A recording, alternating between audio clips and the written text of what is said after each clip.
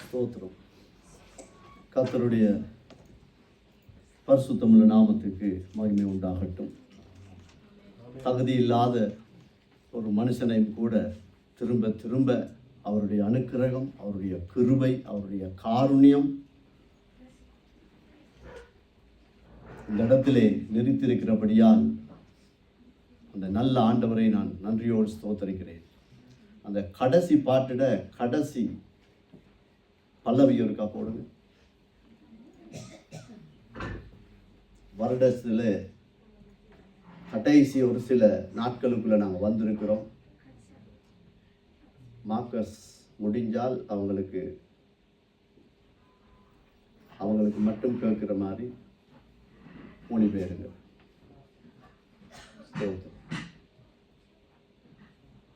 சொன்னதை செய்து முடிப்பீர், நீர் முடித்து தீர் மட்டும் கைவிட மாட்டீர். என் கையை கொண்டு நீர் தொடங்கினதெல்லாம் நம் கையை கொண்டே கர்த்தர் நிறைவேற்றுவார். ஆமென். இந்த வரியை நான் பாடும்போது குடும்பத்திலே கடைசி, குடும்பத்திலே கழிவு, திக்குவாயல், யாராலும் நேசிக்கக்கூடிய உருவம் கூட எனக்கு இருக்கவில்லை. ஆனால் என்னைத்தான் பரலோகம் தெரிந்து கொண்டது. என்னைத்தான் ஆண்டவராய் இயேசு கிறிஸ்துவின் இரத்தம் முதலாவதாய் என் பாவத்தை தான் கழுவுறத்துக்கு என் வாசல் படியிலே வந்து நின்றது. அதற்கு பிறகுதான் என் தாய், கூட பிறந்தவர்கள், மனைவி, பிள்ளைகள், மருமக்கள், பேரக்குழந்தைகள். எப்படிப்பட்ட ஆண்டவர்! கரங்களை தட்டி ஆண்டவர் நன்றி செலுத்துவார். நம்மை கொண்டு செய்து முடிப்பார். ஆமென். இந்த வரி என்னை தொட்டது. கர்த்தருடைய பரிசுத்தமுள்ள நாமத்துக்கு ஸ்தோத்திரம். இந்த நேரத்திலும் நாங்கள் வேதத்திலே 2 ராஜாக்களின் புஸ்தகம் 5வது அதிகாரம் 2வது வசனம். சீரியாவிலிருந்து தண்டுகள் புறப்பட்டு இஸ்ரவேல் தேசத்திலிருந்து ஒரு பெண்ணை, சிறு பெண்ணை சிறைபிடித்துக் கொண்டு வந்திருந்தார்கள். அவள் நாகமானை மனைவிக்கு பணிவிடை செய்து கொண்டிருந்தாள். ஜெபித்திருந்தால் ஒரு விசை நாங்கள் கண்களை மூடி, ஆண்டவரே, இந்த வருட கடைசியிலே நாங்கள் வந்திருக்கிறோம். இதுவரைக்கும் நீங்கள் தான் எங்களை பிறந்திருக்கிறீங்க. ஆண்டவரே, எங்களோடு பேசும்படியாய் ஜெபிக்கிறோம். மனுஷ ஞானம் அல்ல, மனுஷ பலன் அல்ல, பரிசுத்த ஆவியானவர் எங்களுக்கு உதவி செய்து, ஆண்டவரே, இந்த வார்த்தைகளை உம்மோடு தியானிக்க எங்கள் ஒவ்வொருவருக்கும் கிருபை தரும்படியாய் ஜெபிக்கிறோம். தடைகள் எல்லாவற்றையும் நீக்கி போடுவீராக. உமது பரிசுத்த நாமம் ஒன்றே இந்த இடத்திலே மகிமை அடைய எங்களுக்கு உதவி செய்வீராக. இயேசு கிறிஸ்துவின் நாமத்தில் ஒப்பு கொடுத்து ஜெபிக்கிறோம் பிதாவே. இதே புத்தகத்திலே 1 கொரிந்தியர் 10வது அதிகாரத்தில் 11வது வசனத்தை நான் வாசிக்கிறேன். இவைகள் எல்லாம் திருஸ்தாந்தங்களாக அவர்களுக்கு சம்பவித்தது, உலகத்தின் முடிவு காலத்தில் உள்ள நமக்கு எச்சரிப்பு உண்டாகும்படி எழுதப்பட்டு இருக்கிறது. ஒருவேளை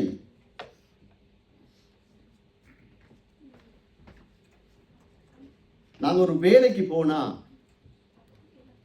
நான் என்னுடைய ஆரம்ப காலத்தில் 2 இன்டர்வியூ தான் நான் அட்டன் பண்ணியிருக்கிறேன். அதில் ஒன்று ப்ரீமா ஃபேக்ட்ரி, மா ஆலைன்னு சொல்லுவாங்க. அதில் போனோன்னே என்னை இன்டர்வியூ எடுத்தவர் PM, பர்சனல் மேனேஜர். என்னுடைய அனுபவம், என்னுடைய வேலை, என்னுடைய பெயர் எல்லாம் கேட்டார். கேட்டுட்டு அவர் ஒரு புக் தந்தார்.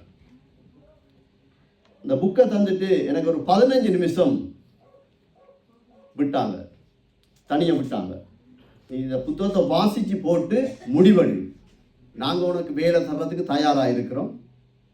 இந்த புத்தகத்தை வாசிச்சுட்டு இந்த புத்தகத்தில் இருக்கிற சட்டதிட்டங்களுக்கு எல்லாம் நீ கீழ்ப்படிவாயானால், இதன்படி நீ வேலை செய்வாயானால், எங்களுக்கு உனக்கு வேலை தருவதற்கு ஒரு தடையும் இல்லை. நீ எவ்வளவு பெரிய வேலையாளாக இருக்கலாம், அனுபவசாலியாக இருக்கலாம், இந்த புத்தகத்தை படி.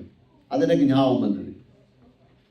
ஏன் சொல்லுகிறேன் என்றால், ஒருவேளை ஆண்டவர், ஒரு வேலை, நான் அதுக்கு பாத்திரன் அல்ல, இந்த புதிய ஏற்பாட்டின் முதற் பக்கத்தை எனக்கு எழுத தந்திருந்தால், நான் ஆண்டவர்கிட்ட கேட்டுப்போம், ஆண்டவரை இந்த வசனத்தை முன்னுக்கு நான் எப்படியாவது எழுத எனக்கு உதவி செய்யுங்க. ஏண்டா இந்த புத்தகத்தில் இருக்கிற இந்த வார்த்தையை நாங்கள் நம்பாவிட்டால், அதாவது முற்பிதாக்களுக்கு நடந்தவைகள் எல்லாம் எங்களுக்கு எச்சரிப்பு உண்டாக்குவதற்காகவே என்ற இந்த, அதாவது 1 கொரிந்தியர் 10ஆம் அதிகாரம் 11ஆம் வசனத்தை நாங்கள் விசுவாசிக்காமல் கர்த்தரை விசுவாசிக்க முடியாது. இந்த வேதத்தில் இருக்கிற ரகசியங்களை விசுவாசிக்க முடியாது. அதனால் முதலாவது, நாங்கள் யாருக்காகவும் எங்களை சாய்த்து கொள்ளாதபடிக்கு கடவுள் இன்றைக்கு என்னோடு பேசுகிறார், என் குடும்பத்தோடு பேசுகிறார், என் சபையோடு பேசுகிறார் என்ற விசுவாசமும் நம்பிக்கையும் எங்களுக்குள்ளே இருக்க வேண்டும் என்று நான் முதலாவதாய் உங்களுக்கு தாழ்மையாய் கேட்டுக்கொள்கிறேன். இதை நம்பணும். நாங்கள் இந்த வசனத்தை நம்பினால்தான் மிச்ச வசனம் எல்லாம் எங்களுக்கு விசுவாசித்து அதை நாங்கள் அப்பியாசப்படுத்தலாம். ஒரு ஃபேக்டரியில சாதாரண ஒரு உலக காரியத்துக்கு நாங்கள் வேலைக்கு போகும்போது அவங்களுக்குன்ற ஒரு சட்டத்திட்டம் இருக்கு, அவங்களுக்குன்ற ஒரு லோ இருக்கு. இதன்படி நீ வேலை செய்தால் நீ வேலை செய்யலாம், இல்லாவிட்டால் அந்த வேலையிலிருந்து யாராயிருந்தாலும் நிராகரிக்கப்பட்டு விடுவார்கள்.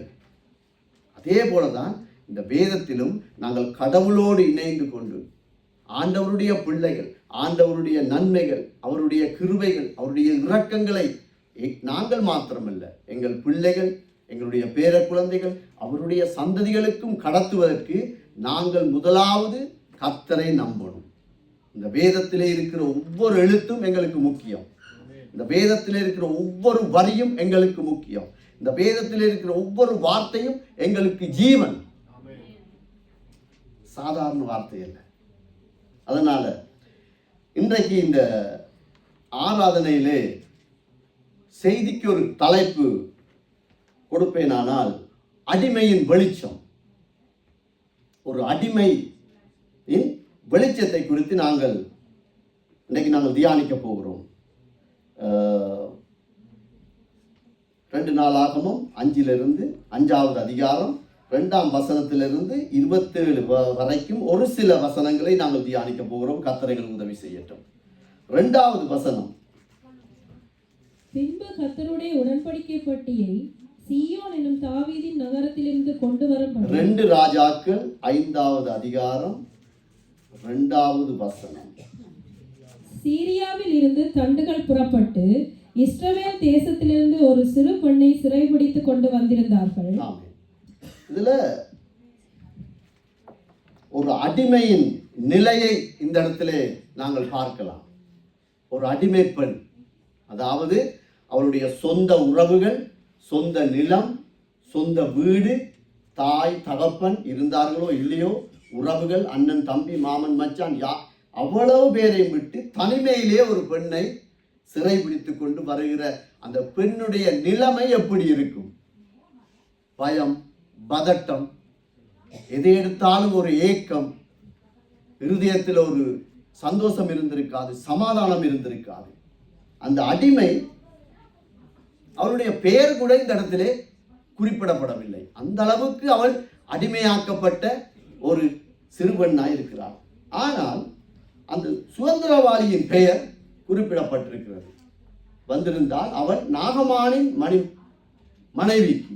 அப்ப நாகமானுடைய பெயர் அந்த இடத்திலே பதிவேற்றம் செய்யப்பட்டிருக்கிறது. 2வது வசனம். 3வது வசனத்தை வாசிங்க போடுங்கம்மா. அவள் தன் நாச்சியாரை பார்த்து, என் ஆண்டவன் சமாரியாவில் இருக்கிற தீர்க்கதரிசியின் இடத்தில் போவாரானால் நலமாயிருக்கும். ஆமென். அவள் அடிமையாயிருந்தாலும், நெருக்கப்பட்டிருந்தாலும், அவளுக்குள்ளே ஒரு வெளிச்சம் இருந்திருக்கிறது. அவளுக்கு இஸ்ரவேலின் தேவனை தெரியும். ஒரு அடிமை பெண், ஒரு சிறிய பெண், பயத்தோடு நடுக்கத்தோடு இருக்கக்கூடியவள். அந்த கர்த்தருடைய நாமத்தின் வெளிச்சத்தை அந்த இடத்திலே அவள் சாட்சியாய் சொல்லும் ஒரு காட்சியை இந்த இடத்திலே நாங்கள் பார்க்கிறோம். அவளுடைய வெளிச்சம் என்ன செய்தென்றால், ஒரு வியாதிப்பட்டவனை தீர்க்கதரிசிக்கு நேராய் அந்த வெளிச்சம் அவனை கொண்டு போகத்தக்கதாக அவளுடைய நாவின் அறிக்கை அந்த இடத்திலே செயல்படுகிறது. தீர்க்கதரிசி இங்க இருக்கிறார், இந்த இடத்துல போனால் இஸ்ரவேலின் தேவன் உண்மை உள்ளவர், எத்தனையோ காரியங்களை அவர் சொல்லி இருப்பார். தீர்க்கதரிசியை அவரால் காண்பிக்க முடிந்தது. அடிமையாய் இருந்தால் கூட கர்த்தருடைய வெளிச்சத்தை பயன்படுத்த முடியும். தோற்று போனோம், தோய்ந்து போனோம் என்ற இடத்துக்கு ஆண்டவருடைய பிள்ளைகள் வர வேண்டிய அவசியமே இல்லை. நாங்கள் வாழ்க்கையில தோத்துட்டோம், சோர்ந்து போயிட்டோம், இல்லை. அந்த வெளிச்சத்தை எங்களால் காத்துக்கொள்ள முடியும். எங்களுடைய தெய்வம் எங்களை நம்பி தந்த வெளிச்சத்தை, பிரகாசத்தை மற்றவர்களுக்கு எங்களால் கடத்த முடியும். அதான் இந்த வார்த்தை. 4வது வசனத்தை வாசிங்க. அப்பொழுது அவன் போய், இஸ்ரவேல் தேசத்து பெண் இன்ன பிரகாரமாய் சொல்லுகிறாள் என்று தன் ஆண்டவனிடத்தில் அறிவித்தான். 2வது வசனத்துல அடிமையினுடைய பெயர் எழுதப்பட இல்லை. ஆனா 4வது வார்த்தையில அவனுடைய பெயர் என்ன? கடவுளுடைய பிள்ளை. இஸ்ரவேல் என்றால் யார்? தேவனுடைய பிள்ளைகள். ஆமென். கடவுளுடைய பிள்ளைகள். அவளுக்கு அந்த அங்கீகாரம் கொடுக்கப்படுகிறது. நாங்கள் எங்களுடைய வெளிச்சத்தை மற்றவர்களுக்கு பிரகாசிக்கும் போது, மற்றவர்கள் பார்ப்பதற்கு நாங்கள் அடிமைகளாக இருக்கலாம், ஒருவேளை தோற்று போனது ஒரு முகம் இருக்கலாம், சூழ்நிலைகள் எங்களுக்கு எதிர்மறையாக இருக்கலாம். ஆனால் நாங்கள் எங்களுக்குள்ளே இருக்கிற வெளிச்சத்தை, நாங்கள் கண்ட விசுவாசத்தை மற்றவனுக்கு கடத்தும் போது அவர்கள் எங்களுக்கு சொல்லும் பெயர் இஸ்ரவேல், கடவுளுடைய பிள்ளை. அதனால நாங்கள் பயப்பட வேண்டிய அவசியம் இல்லை, கலங்க வேண்டிய அவசியம் இல்லை. 5வது வசனத்தை, விடுதலை பெற விரும்புகிறவன் அதாவது அவனுக்கு ஒரு குஷ்டம், அவனுக்கு இந்த வியாதியில் இருந்து விடுதலை அடையணும். அவனுடைய கிரயம் என்ன? அவனுடைய இழப்பென்ன? பணம். உலகத்தின் காரியத்திலே அவன் தேவனை அறியாத ஒரு மனுஷன், இஸ்ரவேல் ஜனங்களை அடிமைப்படுத்துகிற ஒரு அதிகாரி. அவனுடைய விசுவாசம், இந்த வியாதியில் இருந்து குணப்படுவதற்கு எனக்கு தேவை பணம். அதே போல் 9வது வசனத்தை வாசிங்க. அப்படியே நாகமான் தன் குதிரைகளோடும் தன் ரதங்களோடும் வந்து எலிசாவின் வாசற்படியிலே நின்றான். வெளிச்சம் இல்லாதவன், கடவுளுடைய ஒளி ஒரு மனுஷிக்குள் இல்லாதவன், அவன் எப்பேற்பட்ட ஒரு ராஜாவா இருந்தாலும், படித்தவனா இருந்தாலும், மேதையா இருந்தாலும், அவன் தனக்கு கனத்தை தேடுவான். அவன் கனத்தை தேடுகிறான். குஷ்டம் வந்திருக்கிறது. குஷ்டம் என்றா என்ன? பாவத்துக்கு அடையாளம். கடவுளால் நிராகரிக்கப்பட்டவன் அல்லது கைவிடப்பட்டவன். அந்த குஷ்டரோகத்தோடு கூட அவன் எப்படி வந்து நிற்கிறான்? குதிரைகளோடும் ரதங்களோடும் அந்த தீர்க்கதரிசியுடைய வாசல்ல வந்து நிற்கிறான். இதிலே அவனுடைய பெருமையை இந்த வசனம் எங்களுக்கு எடுத்து காட்டுகிறது. பெருமையோடு கூட நாங்கள் வெளிச்சத்தை தேட முடியாது. எங்களுக்கு தாழ்மை இருக்கணும். அவனுக்கு அந்த தாழ்மை இருக்கல்ல. 11வது வசனத்தை வாசிங்க. அதற்கு நாகமான் கடுங்கோபம் கொண்டு புறப்பட்டு போய் அவன் வழியே வந்து நின்று தன் தேவனாகிய கர்த்தருடைய நாமத்தை தொழுது தன் கையினால் அந்த இடத்தை தடவி இவ்விதமாய் குஷ்டரோகத்தை நீக்கி விடுவான் என்று எனக்குள் நினைத்திருந்தேன். வெளிச்சத்தை காணாதவன், கடவுளை குறித்து பயபக்தி இல்லாதவனுடைய நிலை இதுதான். என்ன நிலை? அவர் வந்து தீர்க்கதரிசி வெளியே வந்து, அதுக்கிடையில காரியங்கள் இருக்கு. அவர் சொல்றார், தீர்க்கதரிசி கூட வெளியால வரல. அவனுடைய ஊழியக்காரன் அனுப்பி, நீ இந்த இடத்துல போய் ஸ்நானம் பண்ணி விட்டு போ. அது அவர் கோபம் வந்துட்டு அவர் நினைச்சிட்டார், அவர் வந்து தேவனாகிய கர்த்தருடைய நாமத்தை தொழுது கொண்டு தன் கையினால் அந்த இடத்தை தடவி இவ்விதமாய் குஷ்டரோகத்தை நீக்கி விடுவான் என்று அவருக்குள்ளே ஒரு எண்ணம். கடவுளுடைய வெளிச்சம் இல்லாத மனுஷனுடைய இருதயத்திலே இப்படிப்பட்ட எண்ணம் தான் தோன்றும். கணத்தை தாங்களாகவே தேடிக்கொள்வார்கள். எங்களுக்கு இந்த இடத்தை அவர்கள் தரணும், அவர் வந்து ஆண்டவரை ஸ்தோத்தரிச்சு எண்ணெய் போட்டு கை வச்சு தடவி ஜெபிச்சாத்தான் அவருக்கு கணம் என்ற அளவுக்கு அந்த மனுஷன் முரண்பட்டு நிற்கிற வசனம் இங்கே காண்பிக்கப்படுகிறது. இது ஆபத்து. ஆனாலும் கணத்தை தேடுகிறான் என்றால் அவன் உணர்வற்றவன்.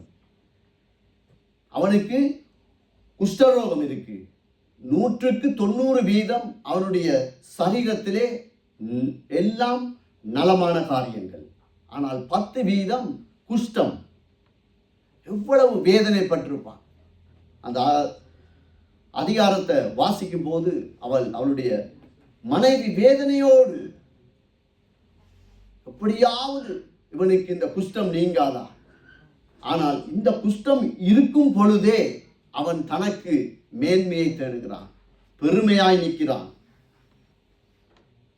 இந்த வார்த்தை எங்களுக்கு தெளிவாய் காண்பிக்கிறது.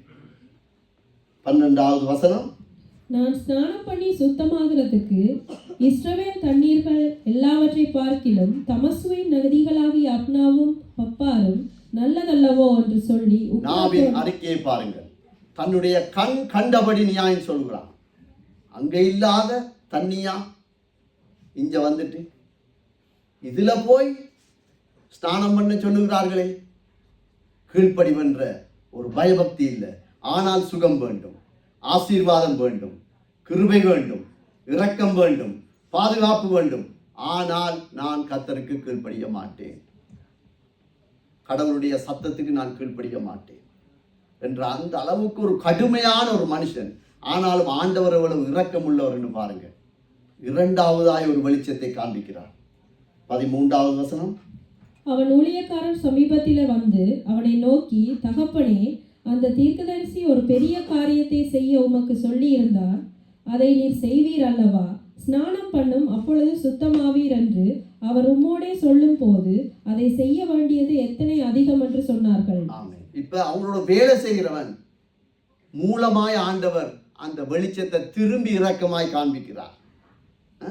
தகப்பனே, இந்த தீர்க்கதரிசி ஒரு பெரிய காரியத்தை உம்மிடத்திலே சொல்ல இல்லை. நீர் கொண்டு வந்த பணம், பொன், வெள்ளி, ரதங்கள், இதை ஒன்றை அவர் பார்க்க இல்லை. உமக்கு அதை நீ செய்வீரானால் ஸ்நானம் பண்ணும், அப்பொழுது நீர் சுத்தமாவீர். அவர் நம்மோட சொல்லும் போது அதை செய்ய வேண்டியது எத்தனை அதிகம். ஒரு இலகுவான ஒரு காரியத்தை அவனால் செய்ய முடியல. போற போக்குல குளிச்சுட்டு போ, நாங்க சொன்னா அப்படித்தான் சொல்லுவோம். போற போக்குல தண்ணி இருக்கு, அதில் குளிச்சுட்டு போடாப்பா ஆண்டவர் சொல்றார், உனக்கு எல்லாம் சுகம் வரும். ஆனா கீழ்ப்படிய முடியல, அவ்வளவு 2வது. ஆனாலும் அந்த 2வது வெளிச்சத்தை அவன் சுதாகரித்து கொண்டான். 2வது வெளிச்சத்தை சுதாகரித்து கொண்டான். 14வது வசனத்தை வாசிங்க. அப்பொழுது அவன் இறங்கி தேவனுடைய மனுஷனின் வார்த்தையின் படியே யோர்தானில் 7 தரம் முழுகின பொழுது அவன் மாம்சம் ஒரு சிறு பிள்ளையின் மாம்சத்தை போல் மாறி அவன் சுத்தமானான். ஆமென். இதுதான் முக்கியம். தேவனுடைய மனுஷனின் வார்த்தையின் படியே, அதாவது கடவுளுடைய வார்த்தையின் படியே, அவருடைய அறிவிப்பின் படியே, அவருடைய வாக்கு தத்தத்தின் படியே அவன் கீழ்ப்படிந்த நேரத்திலே, கீழ்ப்படிவு ஒரு சின்ன பிள்ளையா ஒரு மனுஷனை மாத்திரும். அவனுடைய சரீரம், மாமிசம் சிறு பிள்ளையை போல மாறிற்று. அதுக்கு ஆண்டவர் சொன்னார், சிறு பிள்ளையை போல நீங்கள் மாறாவிட்டால் என்னுடைய ராஜ்யத்துக்குள் நீங்கள் பிரவேசிக்க முடியாது. என்னுடைய ராஜ்யம் சந்தோஷம், சமாதானம், ஐஸ்வர்யம் எல்லாம் இருக்கு. அதுக்குள் நானும் நீங்களும் பிரவேசிப்போமானால், ஒரு மனுஷன் பிரவேசிக்க வேண்டும் என்றால், ஒரு சபை பிரவேசிக்க வேண்டும் என்றால் அவன் சிறு பிள்ளையாய் மாறணும். தெய்வத்துடைய சத்தத்துக்கு கீழ்ப்படியணும். எப்படி கீழ்ப்படியணும்? வார்த்தையின்படியே. தேவனுடைய மனுஷன், கடவுள் சொல்லி தேவ மனுஷன் பேசுகிறான். கடவுள் சொல்லி பரிசுத்த ஆவியானவர் இந்த சத்தியத்தை எழுதியிருக்கிறார் என்றால் இதன்படிதான் நாங்கள் கீழ்ப்படிய வேண்டுமே தவிர எங்களுக்கென்று ஒரு லோ வச்சு கீழ்ப்படிய முடியாது அல்லது கூடாது. அவன் 2வது வெளிச்சத்தை சுதாகரித்து கொண்டான். 18வது வசனம், ஒரு காரியத்தையே கர்த்தர் உமது அடியேனுக்கு மன்னிப்பாராக, என் ஆண்டவன் பணிந்து கொள்ள ரிம்மோன் கோவிலுக்குள் பிரவேசிக்கும் போது. இந்த வார்த்தையுடைய கருப்பொருள் என்னண்டா, தான் பெற்ற வெளிச்சத்தை அவனால் இழக்க திரும்ப விருப்பம் இல்லை. அவனுக்கு தெரியும், நான் திரும்ப என் தேசத்துக்கு போவன், என் ராஜாவை பார்ப்பேன், விக்கிரகம் உள்ள ஒரு ஆராதனை ஒரு கோயிலுக்குள் நான் அவரோடு போக வேண்டி இருக்கும். அவன் கேட்கிறான், அந்த இடத்திலே கர்த்தரனை தண்டிக்காதபடிக்கு கெஞ்சுகிறான். வெளிச்சம் பெற்றவனுடைய நிலை இதுதான். அவன் தன்னுடைய பாவத்தை வெளிப்படையாய் அறிக்கையிடுவான். அவன் நினைச்சிருந்தா சுகம் பெற்றுட்டான், எல்லாம் சரி போயிருக்கலாம். இல்லை, அவன் கேட்கிறான், இந்த காரியத்தை கர்த்தர் உமது அடியானுக்கு மன்னிப்பீராக. கடவுளிடத்துல மன்னிப்பு கேட்கக்கூடிய இருதயம். சிறு பிள்ளையான அப்படித்தான் நாங்கள் ஆண்டவருடைய சமூகத்திலே எந்த இடமா இருந்தாலும் சரிதான், நாங்கள் சத்தியத்துக்கு அப்படியே கீழ்ப்படிந்தால் நானும் நீங்களும் சிறு பிள்ளைகள். அந்த வேதத்துக்கு கேள்வியை கேட்டு முரண்பட்டு நின்றால் நாங்கள் அறிவு பெருத்தவர்கள். பாருங்க, கர்த்தர் அறியாத ஒரு மனுஷன் 2வது தரம் வெளிச்சத்தை பெற்ற உடனே அவனால அந்த ஆண்டவருக்கு துரோகமாய் வாழ்வதற்கு அவனுடைய இருதயம், அவனுடைய மனசாட்சி அவனுக்கு இடம் கொடுக்க இல்லை. 26வது வசனத்தை வாசிப்போம்.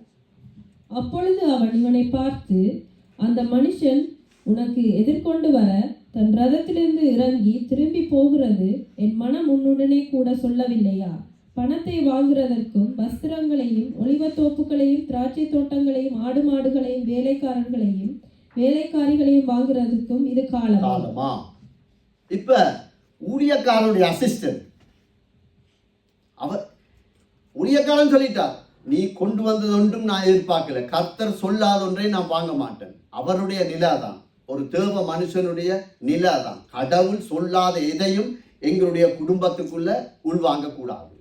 அது எப்பேற்பட்ட காரியமா இருந்தாலும் சரிதான். அந்த நிலை தான், அந்த வார்த்தையை தான் இந்த இடத்துல உறுதிப்படுத்துறார். ஆனா அசிஸ்டனுக்கு ஆசை பணத்தின் மேல.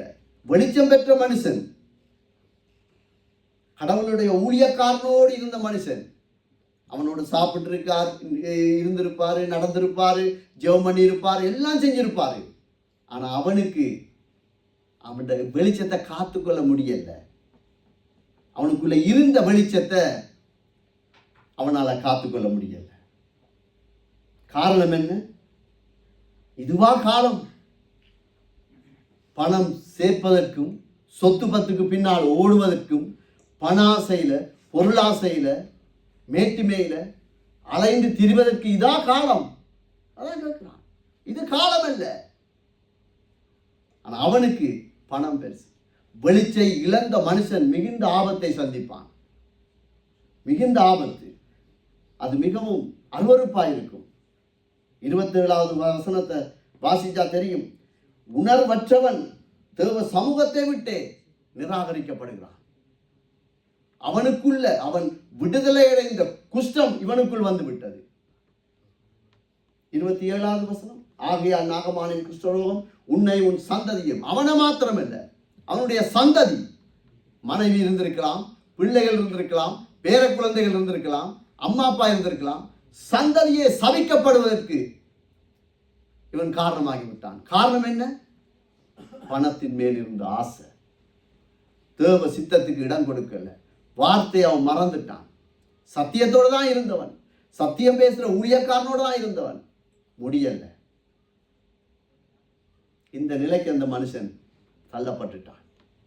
கர்த்தரை அறிகிற மனுஷன், கர்த்தருடைய வெளிச்சத்தை பெற்ற மனுஷன், ஆண்டவருடைய இரக்கத்தை பெற்ற வாலிப பிள்ளை, ஆண்டவருடைய நன்மையை பெற்ற கிருபையை பெற்ற தரிசனத்தை பெற்ற சபை தன்னுடைய வெளிச்சத்தை இழக்கும் போது இந்த நிலைக்கு தள்ளப்படும். அது யாரா இருந்தாலும் சரிதான், எந்த பெரிய ஊழியக்காரனா இருந்தாலும் சரிதான், இந்த நிலை தான். கடவுள் மாறாதவர், அவர் எல்லாருக்கும் உண்மை உள்ளவர். அவர் சொன்னால் அப்படியே செய்வார். அவர் நீதியுள்ள தெய்வம். அவர் எங்களுக்கு எதிர்பார்ப்பது கீழ்ப்படிவை மாத்திரமே. என்னை ஒரு விதமாய் கீழ்ப்படிய சொல்லுவார், இன்னொருவரை இன்னொரு விதத்துக்கு கீழ்ப்படிய சொல்லுவார். நான் என்னை வைத்து இன்னொருவரை இடை போட முடியாது. அதனால நாங்கள் தேவ சமூகத்தில் நாங்கள் கீழ்ப்படிவ மறக்க கூடாது. நாங்கள் கீழ்ப்படியாத போது நாங்கள் என்னென்ன நாங்கள் எங்களோட வெளிச்சத்தை இழக்கிறோம். ஆண்டவருடைய பிரகாசத்திலிருந்து நாங்கள் வெளியே போறோம். அதான் உண்மை. அதனால நாங்கள் இந்த நேரத்தில் புதிய உடன்படிக்கைக்கும் எங்களுக்கும் இது நாகமாண்ட ஒரு ஸ்டோரி. அதாவது சரித்திர நடந்த கடவுள் செய்த அற்புதம் செய்த ஒரு கதையை நடந்ததை இந்த வேதாகமம் எங்களுக்கு எச்சரிப்புக்காக எழுதி வைத்திருக்கிறது. நாகமானுக்கு தானே நடந்தது. ஊழியக்காரனுடைய அசிஸ்டன்ட் தானே சபிக்கப்பட்டான். இதேனப்பா எங்களுக்கு கொண்டு வாரா. நாங்க தானே இயேசு கிறிஸ்துவின் ரத்தத்தினால மீட்கப்பட்டு விட்டோம். இயேசுவினால் நாங்கள் விடுதலையாக்கப்பட்டோம். ராஜாக்களாய் ஆசாரியர்களாய் இருக்கிறோம். எங்களுக்கும் இதுக்கும் என்ன? எடுத்து வாசிப்போம். அப்போஸ்தலர் 7வது அதிகாரம் 51வது வசனம், 171ஆம் பக்கம். வணங்கா கழுத்துள்ளவர்களே, இருதயத்திலும் செவிகளிலும் விருத்த சேதனம் பெறாதவர்களே, உங்கள் பிதாக்களைப் போல நீங்களும் பரிசுத்த ஆவிக்கு எப்பொழுதும் எதிர்த்து நிற்கிறீர்கள். ஆமென். யாரால் வெளிச்சத்தை காத்துக்கொள்ள முடியாது? யாரால் ஆண்டவர் தந்த கிருபையை காத்துக்கொள்ள முடியாதென்றால், வணங்கா கழுத்துள்ளவர்களே, இருதயத்திலும் செவிகளிலும் விருத்த சேதனம் பெறாதவர்களே, உங்கள் பிதாக்களைப் போல நீங்களும் பரிசுத்த ஆவிக்கு எப்பொழுதும் எதிர்த்து நிற்கிறீர்கள். இது புதிய உடன்படிக்கையிலே, புதிய உடன்படிக்கையை நம்பி ஆண்டவராய் இயேசு கிறிஸ்துவின் ரத்தத்திலும் சரீரத்திலும் உடன்படிக்கை பண்ணப்படுகிற ஒவ்வொரு மகனுக்கும் மகளுக்கும் ஊழியக்காரனுக்கும் குடும்பத்துக்கும் எழுதப்பட்ட வசனம். பரிசுத்த ஆவிக்கு எதிர்த்து நிற்கிறவன் வெளிச்சத்தை இழந்து விடுவான். பரிசுத்த ஆவி அவனுக்குள் இருப்பதை மறந்து திரும்ப திரும்ப திரும்ப முறுமுறுப்போடு வணங்கா கழுத்தோடு ஒரு மனுஷன் வாழும் போது அவனுடைய வெளிச்சம் அவனிடத்திலிருந்து இல்லாமல் போய்விடும். அல்லது அந்த வெளிச்சத்தை அவன் காண முடியாது. ஒரு கொஞ்சம், எங்களுக்கெல்லாம் ஒரு கொஞ்சம் கிருபை, எனக்கெல்லாம் ஒரு கொஞ்சம் கிருபை தான். இதே இழந்தா எங்களுடைய நிலைமை எப்படி இருக்கும்? அதனால நாங்கள் எங்களுடைய முற்பிதாக்களை போல, எங்களுடைய அம்மா, எங்களுடைய அப்பா, அப்பப்பா, அவங்கதான், அவங்கள போல நாங்கள் வணங்கா கழுத்துள்ள ஜனங்களாய் இருக்கக்கூடாது. சத்தியத்துக்கு எப்பயும் கீழ்ப்படியணும். வேதம் தான் எங்களுக்கு வெளிச்சம். அந்த சத்தியம்தான் எங்களை வாழ வைக்கும். குறைவுகள் இருக்கலாம், தடுமாறலாம், தவறு செய்யலாம், பாவத்திலே விழலாம். குஷ்டரோகியை ஆண்டவர் சுகப்படுத்தினவர். எங்களை அவரால் சுகப்படுத்த முடியாது. அவர் யாரைக்காகவும் அவருடைய வேதத்தையோ அவருடைய வார்த்தையோ அவருடைய சித்தத்தையோ மாற்றாதவர். அவர் இரக்கமுள்ள ஆண்டவர். நாங்கள் செய்ய வேண்டியது பரிசுத்த ஆவியானவரை துக்கப்படுத்தாத ஒரு வாழ்க்கையை நாங்கள் வாழுகிறோமா? அப்போஸ்தலர் 1:8. பரிசுத்த ஆவி உங்களிடத்தில் வரும்போது நீங்கள் பலனடைந்து எருசலேமிலும் யூதேயா முழுவதிலும் சமாரியாவிலும் பூமியின் கடைசி பரியந்தமும் எனக்கு சாட்சிகளாய் இருப்பீர்கள் என்றார். ஆமென். இந்த வசனம் எங்களுக்கு ஆறுதல் படுத்துகிறது. அதாவது நாங்கள் யாரால் வெளிச்சத்தை காத்துக்கொள்ள முடியும்? எந்த இடமா இருக்கலாம். பரிசுத்த ஆவி ஒரு மனுஷனுக்குள் இருக்கும் போது, ஒரு வாலிப பிள்ளைக்குள் இருக்கும் போது, ஒரு ஊழியனுக்குள் இருக்கும் போது, ஒரு சபையை பரிசுத்த ஆவியானவர் நிறைவாய் நடத்துகிறார் என்றால் அவன் எந்த இடத்திலும் வெளிச்சத்தை காண்பிப்பான். அதான் சாட்சிகளாக இருப்பீங்க. பூமிக்கு உப்பாயிரு. என்னத்துக்கு சொன்னார் உப்பாயிரு? கடவுளுடைய அந்த பரிசுத்த ஆவியானவருக்கு இடம் கொடுக்கிற மனுஷன் சாட்சியாக இருப்பான். முறுமுறுக்க மாட்டான், வெளிச்சத்தை இழக்க மாட்டான். பரிசுத்த ஆவியானவருக்கு கீழ்ப்படுகிறவனை அவர் நடத்துவார். என் ஆவியினால் எல்லாம் கூடும், எங்கள் பலத்தால் முடியாது. எங்கள் ஞானத்தினால் முடியாது, எங்களுடைய பேச்சு திறனால் முடியாது, நாங்கள் வைத்திருக்கிற பணம், அந்தஸ்து, ஆசி முடியவே முடியாது. நாங்கள் நிற்பதே அவர் போட்ட ஈவு, இரக்கம். எங்களோடு பயணித்தவர்களை கொஞ்சம் திரும்பி பாருங்க, பயணித்தவர்களை கொஞ்சம் நீங்க யோசிச்சு பாருங்க. நன்றி சொல்லும் போது அந்த சகோதரி சொன்னார், கடந்து வந்த பாதையை நினைச்சு படி, நினைச்சு பாருங்க. எங்களோட பயணித்தவர்கள் இல்ல, உயிரோடு இல்ல, உயிரோடு இல்ல. எத்தனையோ பேர் வியாதியோடு இருக்காங்க, எத்தனையோ பேர் இயேசு அறியல்ல, எத்தனையோ பேர் இந்த வெளிச்சத்தை காண்றதுக்கு அவங்க அழைப்பு கிடைக்கல, சாத்தியம் இல்லை. ஆனா எங்களுக்கு சாத்தியமாயிற்று. எப்படி? இந்த பரிசுத்த ஆவியானவர் எங்களுக்கு உதவி செய்தபடியா. பரிசுத்த ஆவியானவர் விடாமல் எங்களை கொண்டு எப்படியாவது இந்த மகனை, இந்த மகளை, குடும்பத்தை, சபையை, ஊழியக்காரனை பரிசுத்த ஆவியானவர் போராடி கொண்டே இருக்கிறார். அப்படி இருக்கிற மனுஷன் என் அடிமையா இருந்தாலும் சாட்சியா இருப்பான். அந்த இஸ்ரவேல் அதுல பாருங்க, இந்த பிள்ளை அடிமை, சின்ன பிள்ளை, அம்மா அப்பா யாருமே இல்லை, ஆனா அந்த பிள்ளை சாட்சியா இருந்து. எப்படி? இஸ்ரவேலின் தேவன் யாருன்னு அந்த பிள்ளைக்கு தெரியும், அதை அபியாசப்படுத்தி கொண்டே இருந்தது. அதே போலதான் எங்களுக்கு இப்ப தந்திருக்கு பரிசுத்த ஆவியானவர். உங்களிடத்தில் வரும்போது நீங்கள் பூமியில் கடைசி பரியந்தம் என்ற வேலைத்தளத்தில் இருக்கலாம், ஸ்கூல்ல இருக்கலாம், கணவன் மனைவிக்குள்ள இருக்கலாம், சபையில் இருக்கலாம், ஃப்ரெண்ட்ஸ்மாரோட இருந்தாலும் இந்த சாட்சியங்களுக்குள்ளே இருக்கின்றால் பரிசுத்த ஆவியானவர் எங்களுக்குள்ளே இருக்கிறார். அவர் இருந்தால் தான் நாங்கள் இப்படி வாழலாம், எங்கள் சொந்த பலத்தால் வாழ முடியாது.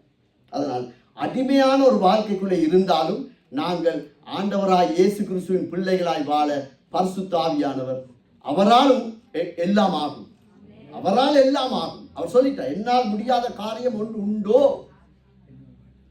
அது எப்பேற்பட்ட காரியமாயிருந்தாலும் சரிதான். உதாரணத்துக்கு நான் ஒரு எறும்பையும் ஒரு காண்டாமிருகத்தையும் உங்களுக்கு காட்சிப்படுகிறது.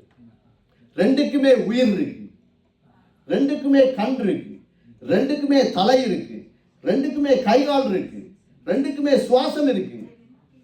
ஆனா வித்தியாசமான பலன், வித்தியாசமான உருவம். எறும்பு சேமிப்போ அது மழைக்காலத்தை பார்த்து அதுக்கு முன்னதாய் அது சேமிக்கிறது போன்று காண்டாமிருகம் சேமிப்பதில்லை. எறும்பு போகும்போது ஊதினால் அது உருண்டு போய்விடும். அது பலனில்லாத ஒரு எறும்பு. அதையும் கர்த்தர் தான் படைத்தார், காண்டாமிருகத்தையும் கர்த்தர் தான் படைத்தார். அதுக்கு ஒரு மூளை இருக்கு, எல்லாம் இருக்கு அதுக்கு. ஆனா அளவுக்கு சின்ன, இது உருவத்துல பெருசு, கர்த்தருடைய படைப்பு. இவைகளை நேர்த்தியாய் படைத்த தெய்வத்துக்கு தன் சாயலாய் படைக்கப்பட்ட அவருடைய இரத்தத்தினால் மீட்டுக் கொள்ளப்பட்ட சபையை நேர்த்தியாய் வழிநடத்த முடியாதா? முடியாதா? முடியும். அவருடைய சாயலாய், அவருடைய இரத்தத்திலே நாங்கள் மீட்கப்பட்ட ஜனம் முடியும் அவரால். ஒரு எறும்புக்கே இத்தனை கிருபையை கொடுத்து வச்சிருக்காரு. அது சாப்பிடுது, எல்லாம் செய்யுது, அதனுடைய வேலையை அது செய்யுது. காண்டாமிருகத்தை பாருங்க, ஒரு வித்தியாசமும் இல்லை. உருவத்துல தான் வித்தியாசம், செயல்முறை வித்தியாசம், சாப்பிடுகிற சாப்பாடு வித்தியாசம், நடை எல்லாம் வித்தியாசம். ஆனால் அதை கர்த்தர் நேர்த்தியாய் நடத்தக்கூடுமானால் தன்னை நம்புகிற மனுஷனை, தன்னை நம்புகிற வாலிப பிள்ளைய, அவரை நம்பி நிற்கிற திருச்சபைய நடத்தாமல் இருப்பாரோ? நிச்சயம் நடத்துவார். அவரால் முடியும். இந்த 2025 கடைசி 1-2 நாட்கள் தான் இருக்கு. இவ்வளவு நாள் நாங்கள் எப்படியோ எல்லாம் வாழ்ந்திருக்கலாம். ஆனா இன்றைக்கு ஆண்டவர் சொல்றார், என்னால் கூடும், என்னால் முடியும், என்னை நம்பு. நாங்க செய்ய வேண்டியது பெரிய பெரிய ரதங்களோடு கொண்டு காசு பணத்தை கொட்டணும் இல்லை. உற்சாகமாய் கொடுக்கிறவனிடத்திலே கர்த்தர் அவன் ஆசீர்வதிப்பார். அதுல எந்த ஒரு மாற்றமும் இல்லை. ஆனால் அவர் எதிர்பார்ப்பது பரிசுத்த ஆவியானவரை துக்கப்படுத்தாத ஒரு குடும்பம், பரிசுத்த ஆவியானவரை மறுதலிக்காத ஒரு ஊழியக்காரன், பரிசுத்த ஆவியானவரை வேதனைப்படுத்தாத ஒரு வாலிப பிள்ளையை நோக்கி இன்றைக்கு அவர் அங்காய் போல வந்திருக்கிறார். அதனால இந்த எறும்பையும் காண்டாமிருகத்தையும் யோசிச்சு பாருங்க கொஞ்சம். கர்த்தரால முடியும். அவர் அப்படிப்பட்ட தெய்வம். நோக்கம் இல்லாமல் எங்களை அழைக்கவே இல்லை. அதற்கே இத்தனை கிருபை என்றால் தேவ சாயலாய் உண்டாக்கப்பட்ட மனுஷனுக்கு நோக்கம் இருக்கு. குடும்பத்தில் ஒரு நோக்கம் இருக்கு. ஆனா சூழ்நிலை சொல்லும், நீ அடிமையாகு. தேவ சித்தத்தை செய்ய விடாம ஏதோ ஒரு காரியம் எங்களை அடிமைப்படுத்தும். அது சோர்வா இருக்கலாம், மற்றவருடைய பழி சொற்களா இருக்கலாம். எங்களுக்கு முன்பாக ஒன்றை பேசுவார்கள், பின்பதாக இன்னொன்றை பேசுவார்கள். அது எங்களுக்கு வரும். நாங்கள் உடனே அடிமையாகி விடுவோம். எங்களுக்கு தெரியாமலே அடிமையாகி விடுவோம். இல்ல, தேவ சித்தம் இருக்கு எங்கள் மேல. நாங்கள் அடிமைத்தனத்தில் வாழ வேண்டிய அவசியமே இல்லை. கர்த்தருக்காயிருக்கணும். 2025 26 போறோம். இதுவரைக்கும் வாழ்ந்த வாழ்க்கை ஓகே, முடிஞ்சது. ஆண்டவர் சொல்றார், நான் இரட்சகர், நான் மீட்பர், என்னாலே அன்றி உங்களால் ஒன்றும் செய்ய முடியாது. நாங்கள் செய்ய வேண்டியது தேவனுடைய பாதத்திலே விழ வேண்டியதா. 26 25 முடிஞ்சது, பினிஷ். இன்றைக்கு டிசம்பர் மாதம் 28ஆம் தேதி 2025ஆம் ஆண்டு. இனி நாங்கள் பார்க்கலாம். இன்றைக்கு ஆராதனைக்கு இல்லாத ஜனங்கள் பார்க்க முடியாது. இந்த ஆராதனையை, இந்த அபிஷேகத்தை காண முடியாது. ஆண்டவருக்கு நன்றி செலுத்த முடியாது. அது இன்னொரு ஞாயிறு, இன்னொரு நாள். அதனால நாங்கள் அடிமைகளாக இருக்க வேண்டிய அவசியம் இல்லை. எறும்ப பார், காண்டாமிருகத்தை பார், கர்த்தர் நீதி உள்ளவர். நாங்கள் அடிமைகளாக இருக்க வேண்டிய அவசியமே இல்லை. இதற்கு 2 விதத்தில் நாங்கள் இந்த எப்படி நாங்கள் வாழலாம் வாழக்கூடாது நாங்கள் கொஞ்சம் தியானிப்போம். 1 கொரிந்தியர் 10வது அதிகாரம் 21வது வசனம் 22வது வசனம். நீங்கள் கர்த்தருடைய பாத்திரத்திலும் பேய்களுடைய பாத்திரத்திலும் பானம் பண்ணக்கூடாதே. நீங்கள் கர்த்தருடைய போஜன பந்திக்கும் பேய்களுடைய போஜன பந்திக்கும் பங்குள்ளவர்களாய் இருக்கக்கூடாதே. நாம் கர்த்தருக்கு எரிச்சலை மூட்டலாமா? ஆமென். இப்ப இதுல என்னென்றால், இப்படிப்பட்ட இழப்போடு, வெளிச்சம் இல்லாம, அடிமைத்தனத்தோட, ஏதோ ஒரு துக்கம் யாரோட சொல்லி போட்டாங்க, அது எங்களுக்கு மனசுக்கு கஷ்டமா போயிட்டு, யாரோ ஒருத்தன் சபையில எங்களுக்கு கைதரல, இல்லாட்டி யாரோ ஒருத்தன் எங்களுக்கு விரோதமா ஏதோ பேசிட்டான், ஏதோ ஒரு காரியம் எங்களை தடை பண்ணி இருக்கா, அடிமைத்தனத்திலோடு நாங்க இப்படியே போகணுமா? போக தேவையில்லை. அப்படி போனா அந்த வார்த்தையை போடுங்க, 22. நீங்கள் கர்த்தருடைய பாத்திரத்திலும் பேய்களுடைய பாத்திரத்திலும் பானம் பண்ணக்கூடாது. 2 எஜமானி ஊழியம் செய்ய முடியாது. இரட்ட வாழ்க்கை வாழ முடியாது. சத்தியத்தை ஒரு பக்கம் வைத்துக்கொண்டு எங்களுடைய நீதியை இன்னொரு பக்கம் வைத்துக்கொண்டு குடும்பத்தை நடத்த முடியாது, சபையை நடத்த முடியாது. வேதத்தலத்துல பள்ளிக்கூடத்துல நாங்க சாட்சியா வாழ இயலாது. அது பேய்களுக்கு சமானம். தாழ்மை இருக்கணும். நாங்கள் இப்படியே நாங்கள் 2026க்குள் போனோம் என்றால் ஒரு மாற்றமும் இருக்காது எங்களுக்குள்ள. அதற்கு நாங்கள் அழைக்கப்படவில்லை. நாவின் அறிக்க பியூரா இருக்கணும். பேச முடிஞ்சால் பேசுங்க. சகோதரன் அடிக்கடி சொல்வார், வாயின் வார்த்தையை வடிகட்டி பேசு. எஸ், சத்தியத்தை சத்தியமா பேசு. தேவையில்லாத வார்த்தை வேண்டாம். சத்தியம் என்ன சொல்லுதோ அதான். சத்தியத்துக்கு எழுத்து நின்றா பேசணும். அது யாரா இருந்தாலும் சரிதான். அது இருபுறமும் கருக்குள்ள பட்டயம். அந்த வார்த்தை தான் எங்களை தொட்டு இந்த அளவுக்கு எங்களை நடத்துகிறது. நாங்கள் இப்படியே வாழ்வோமானால், குடும்பத்தோடு வாழ்வோமானால், மனைவியோடு நான் இப்படியே இருப்பேன் என்றால், பக்கத்தில் இருக்க சகோதரர்களோடு அந்த பழைய சுபாவத்தோட நான் இருப்பேன். ஒரு இருள், ஒரு அடிமை எனக்குள்ள இருக்குது. ஆனால் தெரியாது. உணர்வு இல்லாத எனக்கு மட்டும்தான் தெரியும். எல்லாம் மூடி மறைச்சிட்டு நாம் வந்து நிற்கலாம். நான் இன்னும் செய்யலாம், துதிக்கலாம், பாடலாம், சாப்பிடலாம், ஏழைக்கு கொடுக்கலாம், ஜெபிக்கலாம், ஊழியம் செய்யலாம். பேய்களோடு தான் நான் இருப்பேன். வேதம் தெளிவா சொல்லுது. பேய்களோடு இருக்கிறதுக்கு நாங்கள் அழைக்கப்படலை.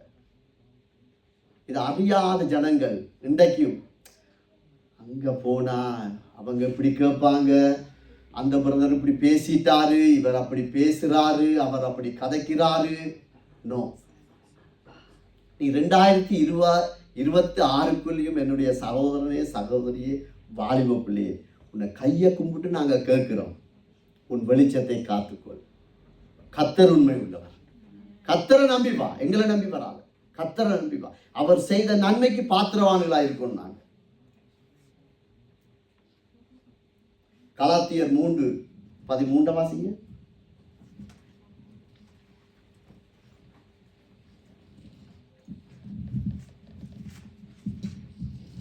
மரத்திலே தூக்கப்பட்ட எவனும் சபிக்கப்பட்டவன் என்று எழுதியிருக்கிறபடி கிறிஸ்து நமக்காக சாபமாகி நியாய பிரமாணத்தின் சாபத்துக்கு நம்மை நீங்களாக்கி விட்டார். ஏன் நாங்க இந்த இருளோட போக அவசியம் இல்லை? அடிமைத்தனத்தோடு நானும் நீங்களும் ஏன் வாழக்கூடாது? இந்த வசனம் இருக்கு. சபிக்கப்பட வேண்டிய நாங்கள் எங்களுடைய இடத்தை கர்த்தராகிய இயேசு கிறிஸ்து அடைந்தார். அவருடைய கல்வாரி சிலுவை ஒவ்வொரு பாடும்,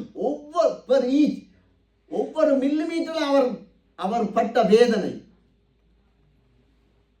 அவர் எங்களுக்காய் விட்ட இரத்த துளிகள், நாங்கள் சாபமாக வெளிச்சம் இல்லாமல் அடிமைத்தனத்தோடு வாழக்கூடாது என்பதற்காகவே. இந்த சிலுவையை மறந்தவன் அடிமைத்தனத்துக்குள் வாழுவான். சிலுவையை மறந்தவன் இயேசு எனக்காக இதை செய்திருக்கிறார், இயேசுதான் வழி, இயேசுதான் சத்தியம், இயேசுதான் ஜீவன் என்றும் மறுதலிப்போடு வாழுகிற குடும்பம் அப்படியே போகும். வாக்கு தத்தத்தை எடுத்துக்கொள்ளலாம். அது வாக்கு தத்தம் எல்லாரும் என்னத்தை கொடுப்பாங்க? நீ ஆசீர்வாதமாப்பா, நீ ஆசீர்வாதமாப்பா, நீ பாழாக மாட்டா, அப்படியாவாய் இப்படியாவாய். இல்லை, நாங்கள் இப்படி போக வேண்டிய அவசியம் இல்லை. புதிய வருஷத்துக்குள்ள வாலிப பிள்ளைகளா, தம்பி தங்கச்சி, ஊழியக்காரராக நாங்கள் அப்படி போக வேண்டிய அவசியம் இல்லை. காரணம், எங்களுடைய சாபத்துக்காய் நம்முடைய பரிசுத்தமுள்ள தெய்வம் அவர் சாபமாய் அவர் தொங்கி நம்மை நீங்களாகி விட்டுக் கொண்டார். சாபத்திலிருந்து பரிபூர்ண விடுதலை தந்து விட்டார். ஒவ்வொரு குடும்பத்தையும் விடுதலை ஆக்கி இருக்கிறார். ஒவ்வொரு வாலிப பிள்ளையும் விடுதலை ஆக்கி இருக்கிறார். ஒவ்வொரு ஊழியக்காரனையும் விடுதலை ஆக்கி இருக்கிறார். சபையை விடுதலையாக்கித்தான் தன்னுடைய காரியமாய் அவர் நடத்தி கொண்டிருக்கிறார். அவர் ஒன்றும் சும்மா நடத்தல,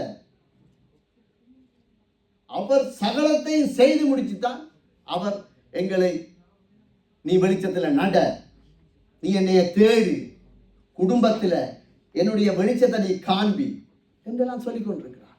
அந்த வெளிச்சத்தோடு நாங்கள் போகணும், இல்லையா ரொம்ப கஷ்டப்படுவோம். அந்த அவனுடைய குஷ்டம் தண்ணியோடு அந்த பாவம் போக வேண்டிய பாவம் இன்னொரு மனுஷத்துக்குள்ள பூந்ததுக்கு காரணம் என்னென்றா, அவன் இஸ்ரவேல் தேவனுடைய சத்தியத்தை நிலையாய் அறியவில்லை அல்லது மறந்து விட்டான். இதே நிலைதான் இயேசு கிறிஸ்துவின் சிலுவை, இயேசு கிறிஸ்துவின் ரத்தம், அவர் ஆணி பாய்ந்த கரங்கள், தலை அந்த முள்முடிய வைத்து அந்த ரத்தம் தோய்ந்த கண்கள், எனக்காக நம்புகிறவன் வெளிச்சத்தை கண்டு விடுவான். காரணம், நான் ஆண்டவருக்காக நான் வாழ்வேன், சபைக்கு ஆண்டவருக்காக ஊழியம் செய்கிறேன், ஆண்டவருக்காக கூட்டுப்புறது என்றால் நான் கூட்ட போறேன். நான் யாருக்காக செய்கிறேன்? கர்த்தருக்காக. ஊழியக்காரர்களுக்காகவா? இல்ல. பாஸ்டருக்காகவா? இல்ல. காணிக்கை எதற்கு போடுறேன்? என் தேவன் எனக்கு ஆறுகிற அனுக்கிரகம் எனக்கு தான் தெரியும். ஏன்னா நான் வந்த பாதை எனக்கு தான் தெரியும். ஒவ்வொருவரும் ஒவ்வொரு வாசல் வழியா வந்திருப்பீங்க. எல்லாருக்கும் ஒரே மாதிரி இருக்காது. அப்ப நாங்க அடைந்த அந்த வெளிச்சத்தை மறக்காதபடிக்கு அவருடைய சிலுவை காட்சி எங்கள் குடும்பத்திலே நாங்கள் வைத்துக் கொள்ளணும், கண்முன்னே வைக்கணும்.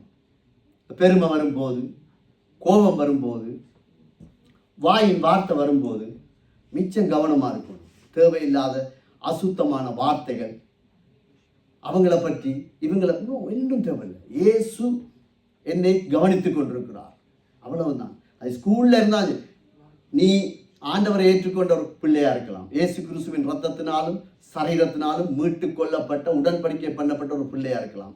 ஆனால் அவனுடைய ஸ்கூல்ல மற்ற எல்லாரும் அதுக்கு எதிரானவர்களா இருப்பாங்க, சம்பந்தமே இல்லாம இருப்பாங்க. நீங்க ஆண்டவரே நீர் எனக்காக பாடுபட்டீர், இந்த காரியத்தை நான் தாண்டுவேன், இந்த இடத்திலும் நான் வெளிச்சமாய் நான் வாழுவேன், அப்படி சொல்லுகிற பிள்ளைக்கு, மனுஷனுக்கு, மனுஷிக்கு, அது யாரா இருந்தாலும் சரிதான், கர்த்தர் அவர் சொல்லிட்டார், நான் உங்களை எல்லா அசுத்தத்திலிருந்து நீங்களாகி விட்டேன். You are free. நீங்க பாரத்தோடு சுவையோடு ரொம்ப கஷ்டமா இருக்கு பிறகு அது இப்படி இருக்கு. No no no no. கர்த்தர் எங்களுக்காக யுத்தம் செய்வார்.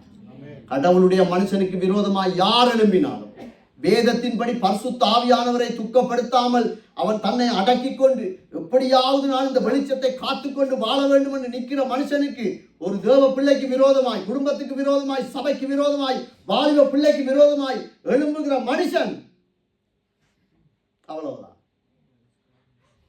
நாங்க நியாயத்துக்கல, கர்த்தரை எழுதி வச்சிருக்கிறார், அவர் யுத்தம் செய்வார். அதனால நாங்க பயப்பட வேண்டிய அவசியமே இல்லை. 1 கொரிந்தியர் 10:31 வாசிங்க. ஆகையால் நீங்கள் புசித்தாலும் குடித்தாலும் எதை செய்தாலும் எல்லாவற்றையும் தேவனுடைய மகிமை கண்டு செய்யுங்கள். ஆமென். இது 2வது விதம். ஒன்று அப்படியே போறோம். 2026க்குள்ள வாக்குத்தத்தம் பிரதர் தாராரு, என்ன வச்சு ஜபிக்கிறாரு, எல்லாம் நல்ல ஓகே. ஆனா வெளிச்சம் இல்லை, இருள், அப்படியே போறது. அது ஒரு விதம். இன்னொரு விதத்தை ஆண்டவர் இருக்கிறார். நீங்கள் புசித்தாலும் குடித்தாலும், அதாவது ஏன் நாங்கள் குடிக்கிறோம் சாப்பிட்றோம்? உயிர் வாழ்வதற்கு. உயிர் வாழ்வதற்கு தான் சாப்பிட்றது குடிக்கிறது, அது முக்கியம். புசித்தாலும் குடித்தாலும் எதை செய்தாலும் என்றால் அதுக்குள்ள எல்லாம் வரும். நாங்கள் கார் ஓடினா என்ன, வேலை செய்தா என்ன, ஃப்ரெண்ட்ஸ்மாரோட இருந்தா என்ன, ஊழியம் செய்தா என்ன, என்ன செய்தாலும் தேவனுடைய மகிமைக்கு உகந்ததான் நாங்கள் செய்யணும். அவருடைய பரிசுத்த நாமம் மகிமை அடையும் என்றால் செய்யலாம். அது எப்பேற்பட்ட காரியமா இருந்தாலும் பரவாயில்லை. இப்படி வாழுகிற மனுஷன் வெளிச்சத்தை காத்துக்கொள்ளுவான். கார் ஓடிக்கொண்டிருக்கும், ஒருத்தன் திடீர்னு குறுக்க வாரான், 2வது ஸ்டேரிங்ல அடிச்சு இதாண்டு கத்தினா, நீ பேயோட ஓடுறா. நீ யாரோட ஓடுறா? நீ இந்த சீட்ல இருக்கிறாண்ட, அந்த சீட்ல பிசாசு இருக்கிறான். எஸ், சபையில வந்து அவன் இப்படித்தான், நீ பேயோடே வந்து பேயோடே போறா. பேயால ஸ்தோத்தரிக்க முடியும், பேயால ஆராதிக்க முடியும், பேயால அற்புதம் செய்ய முடியும். எலியாக்கு முதலே சத்துரு அக்னி இறக்கினவன் வேதத்தில் இருக்கு. அதனால முலாம் பூசப்பட்ட இதுகளை வச்சுக்கொண்டு நாங்கள் வெளிச்சத்தில் வாழுகிறோம், அவன் இப்படி இருக்கிறான். கர்த்தருக்கு தெரியும். எதை செய்தாலும், ஒரு சகோதரன் எனக்கு விரோதமா பேசினா நான் வாயடைக்கணும்.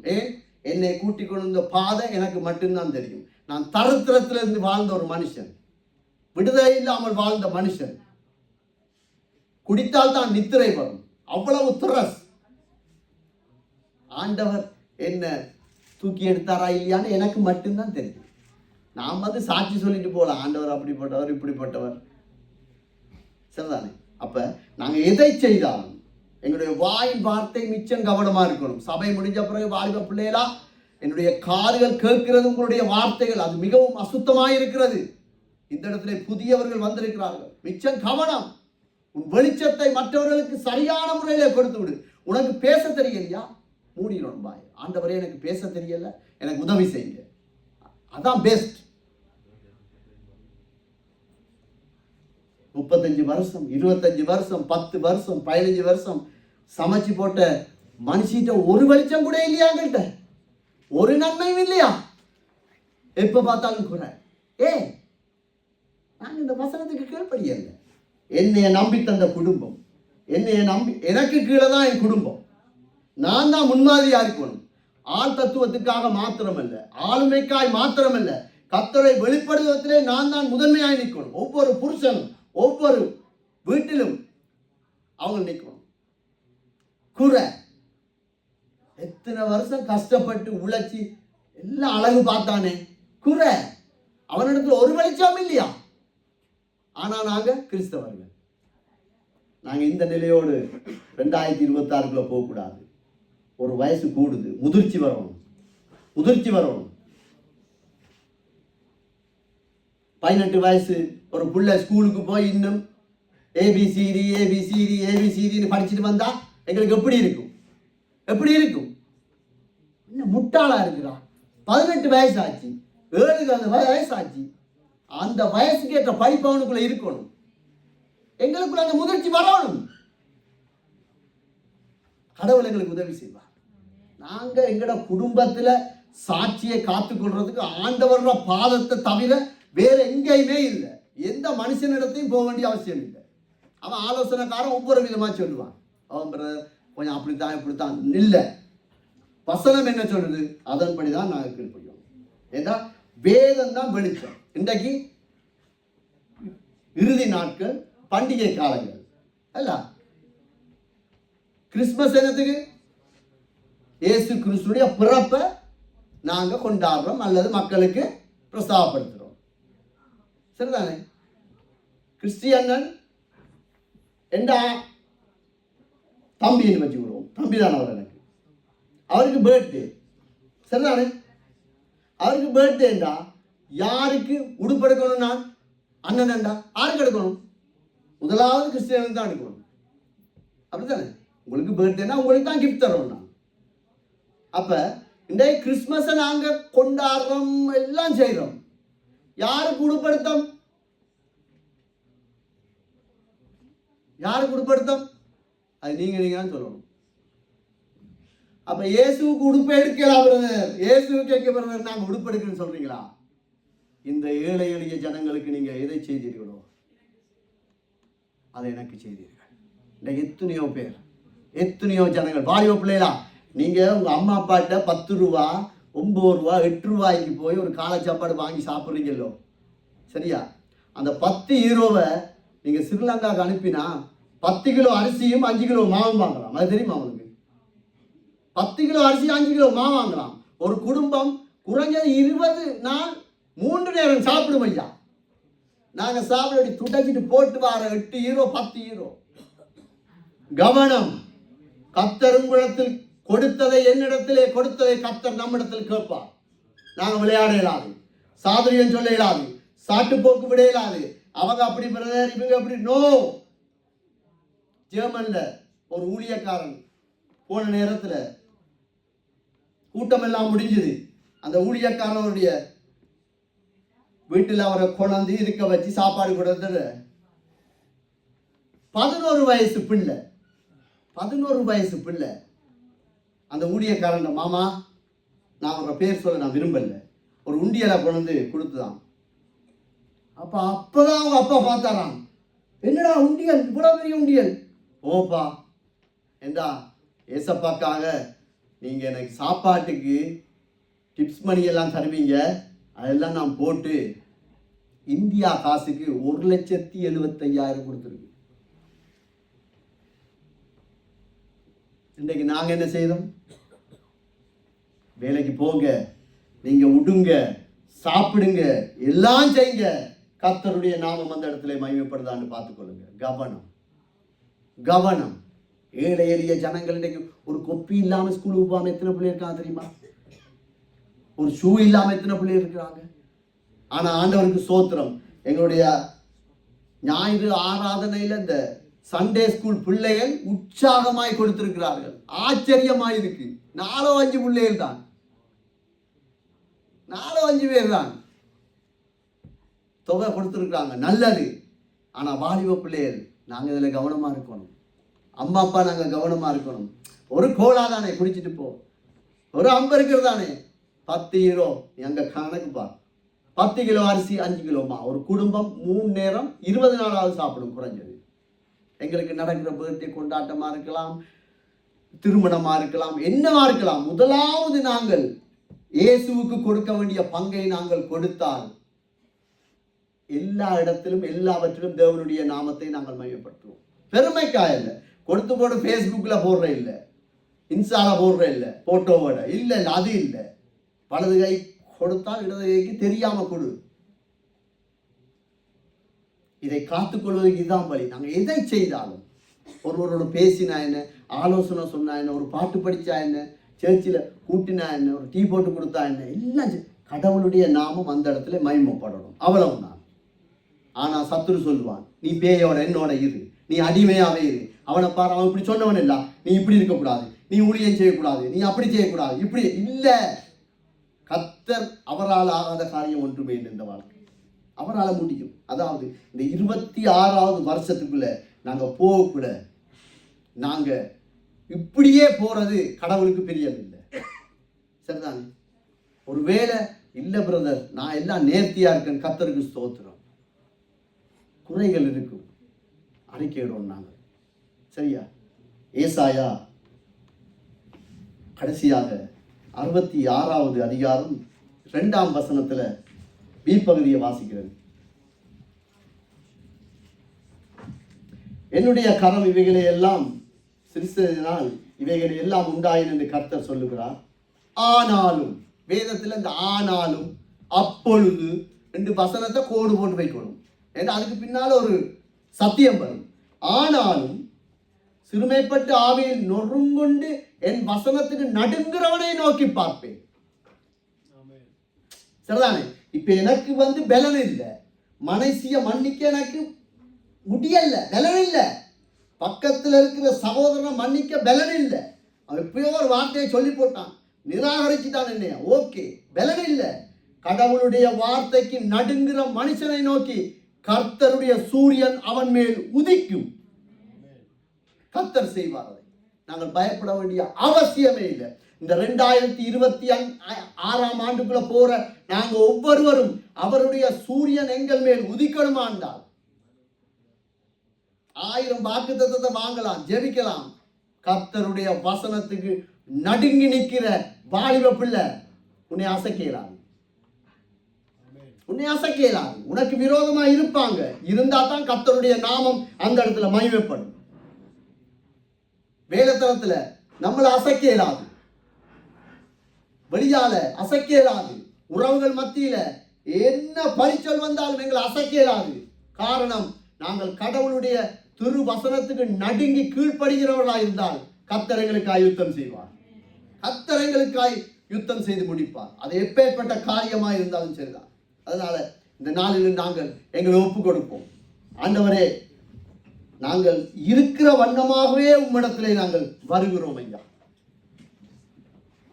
எங்களால முடியல, நாங்கள் பலவீனமான ஜனங்கள் தான், உமது வசனத்தை மறந்த ஜனங்கள் தான். எங்களுக்கு உதவி செய்யுங்க. அவர் நிச்சயமாய் எங்களுடைய கண்ணீரை துடைத்து அவருடைய வெளிச்சத்தை உதிக்க பண்ணி எங்களை சாட்சியாய் நிறுத்த அவரால் மட்டும் முடியும், அவரால் முடியும். அதனால யாரும் கலங்க வேண்டிய அவசியம் இல்லை, யாரும் பயப்பட வேண்டிய அவசியம் இல்லை, யாரும் தொய்ந்து போயிருக்க தேவையில்லை. அப்படி சொல்லிட்டான், நிராகரிச்சுட்டான், அப்படி செய்யிட்டான். நோ, கர்த்தர் உடைய வசனத்துக்கு நடுங்குகிறவனை கர்த்தருடைய கண்கள் பார்க்கும்.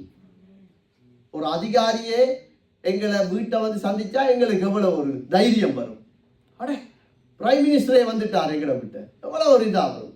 துர்கா மினிஸ்டர் வந்தாலே பிடிக்கிறாரு. அப்படித்தானே? வானத்தை பூமியை உண்டாக்கினவருடைய கண்கள் எங்கள் மேல் இருக்கிறது. நாங்கள் எப்படிப்பட்ட ஜனங்கள், எப்படிப்பட்ட ஆசீர்வதிக்கப்பட்ட ஜனங்கள். உன் சந்ததி ஆசீர்வதிக்கப்படும். மனைவி, பிள்ளைகள், பேர குழந்தைகள், மருமக்கள் அத்தனையும் தேவனால் ஆசீர்வதிக்கப்படுவதற்கு ஒரே ஒரு வழி, கர்த்தருடைய வார்த்தைக்கு நடுங்கி நிற்கிற மனுஷன். ஆண்டவரே, இந்த வசனத்துக்கு ஐயோ நான் இப்படி செய்யிட்டேன், மன்னிங்க, உடனே திரும்பிடும். அந்த கிருபையை கேட்டு நாங்கள் இந்த ஆராதனையை, இந்த வார்த்தை பகுதியை நிறைவுக்குள்ள வருவோம். பரிசுத்தமுள்ள பிதாவே, வாய்களை திறந்து ஜெபிங்க. என்றால் இந்த நாள் திரும்பி வராது, இந்த நாள் திரும்பி வராது. ஆண்டவரே, நீங்கள் தந்த வெளிச்சத்தை காண்பிக்க மறந்த நாட்களுக்காய் எங்களை மன்னிப்பீராக, இடங்களுக்காய் மன்னிப்பீராக, எங்கள் வாய் சொற்களை மன்னிப்பீராக. எங்களிடத்துல பலன் இருக்கவில்லை, எங்களிடத்துல பலன் இருக்க இல்லாது எங்களுக்கு உதவி செய்யுங்க. நீங்க தானே சொல்லி இருக்கிறீங்க, உங்களோட வார்த்தைக்கு நடுங்கிறவனை நான் நோக்கி பார்ப்பேன். ஆண்டவரே, உங்களோட வார்த்தைக்கு கீழ்ப்படியக்கூடிய இருதயத்தை தாங்க ஆண்டவரே. பரிசுத்த ஆவியானவரை துக்கப்படுத்தாத இருதயத்தை தாங்க ஆண்டவரே. ஒவ்வொருவரையும் உமது கரத்திலே வைத்தோம். நாங்கள் உண்மை நம்பி இருக்கிறோம் ஐயா. உமது வார்த்தை உண்மை உள்ளது ஐயா. எங்களுக்கு உதவி செய்யுங்க. ஒவ்வொரு குடும்பத்தையும், ஒவ்வொரு ஊழியக்காரர்களையும், ஒவ்வொரு வாலிப பிள்ளைகளையும், ஒவ்வொரு சிறு பிள்ளைகள் மேலும் உம்முடைய நீதியின் சூரியன் உதிப்பதை எங்கள் சொந்த கண்கள் காண எங்களுக்கு கிருபை செய்யும்படியாக ஜெபிக்கிறோம். இயேசுவின் நாமத்தில் ஒப்பு கொடுத்து ஜெபிக்கிறோம் பிதாவே. எல்லா கணமும் மகிமையும் கத்தரிக்கை உண்டாகட்டும்.